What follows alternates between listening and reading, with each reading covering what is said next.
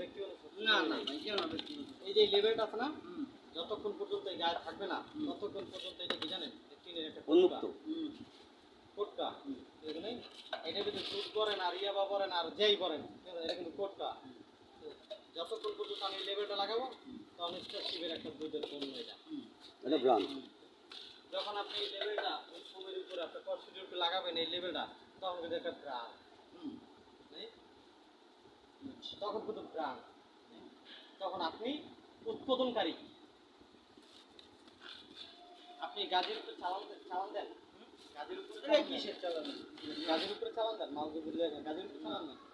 নিশ্চয়ই আপনার একটা পরিচয় আছে এখানে, আমার একটা পরিচয় আছে, এরকম প্রত্যেক মানুষের একটা পরিচয় আছে। কিন্তু আমি যদি ধরেন আমি আনন্দ টিভিতে আছি, আমি যদি কই আমি 71 টিভিতে আছি, আপনি এটা মানবেন?